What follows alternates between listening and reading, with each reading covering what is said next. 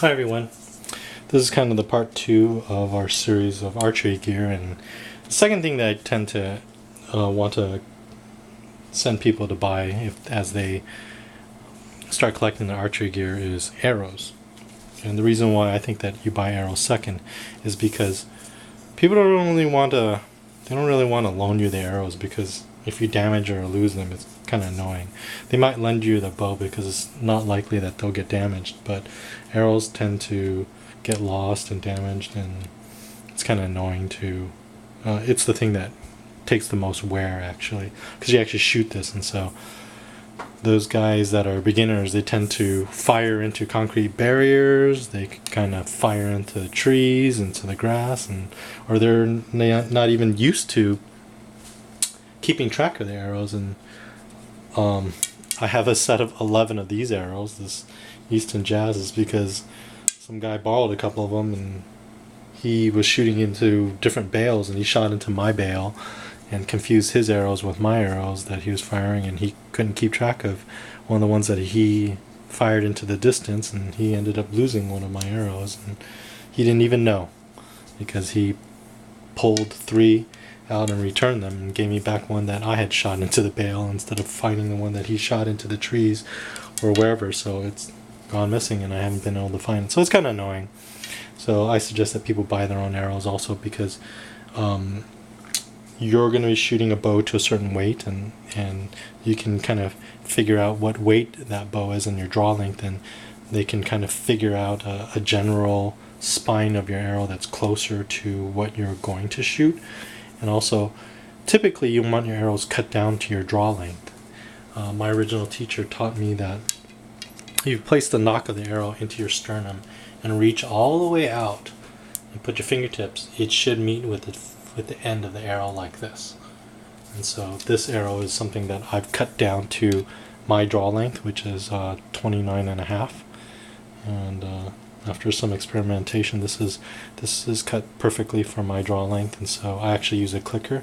So as I draw my arrow back, the clicker comes off the tip of the arrow and hits the bow side, and it makes a little clicking sound, so I know that I've drawn my arrow exactly to the full length, and it's always fired at the same draw length instead of coming short or drawing too far. So the strength of your draw is consistent every time. So that's why people use a clicker, and why you want it cut to your draw length so that you don't have too much extra. This is an uncut arrow. This is a kind of an Easton Youth arrow. It's a Genesis, an Easton Genesis spine in 1820.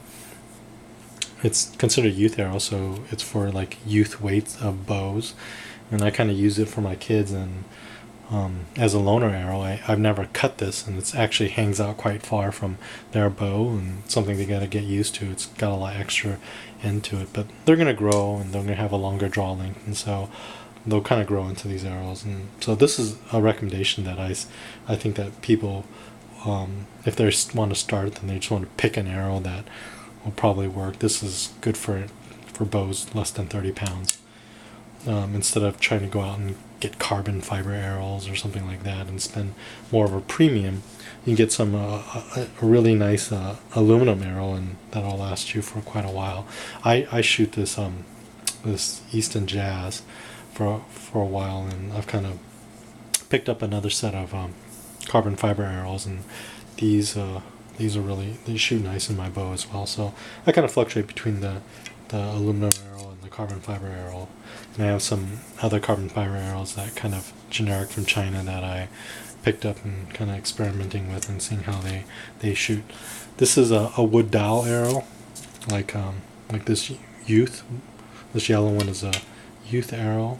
It's has feather fletchings, and the difference in the fletchings is that the feather fletchings, as they pass the body of the bow, they actually produce less contact, because those feathers will lay flat as it passes that body of the bow.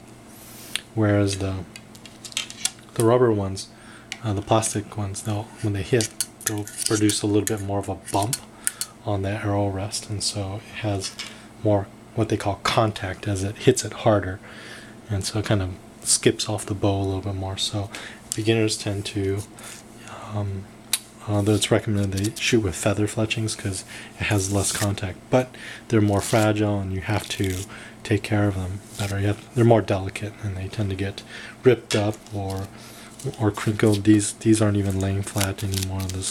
They were like kind of stuffed into a box when they were shipped to me poorly, and so I got a bunch of damaged arrows.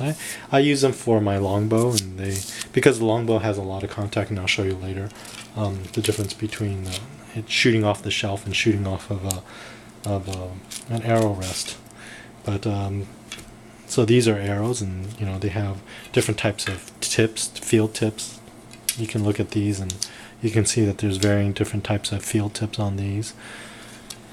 They have different fletchings, different length of the fletching, different weight, different materials, different length, different spine, so it gets kind of complicated, and I just usually suggest that someone start with a kind of a generic starter youth arrow like this one, this Easton 1820, unless they want to go into the pro shop after they get their bow and really match those arrows to their bow weight and everything, have them fully matched and spined, and there's a way to actually test and see if the spine is too heavy or too light for your bow, and it's called bare arrow testing, and the direction that the arrow actually goes after you fire it will tell you if it's spined too high or too low if you fire it without a fletching. So you need a bare arrow, a bare shaft with no fletching. So you can look that up, but it gets a little bit complicated, probably too complicated for beginners, and I have never ever done it. As long as my arrows are kind of grouped together and they're firing relatively straight into the target, I'm generally pretty happy because I'm not firing too far away. The further you fire the arrows, it kind of evens out anyways, and so unless you're noticing your arrows just coming in at a steep angle, they're generally probably firing fine out of your bow. So those are arrows.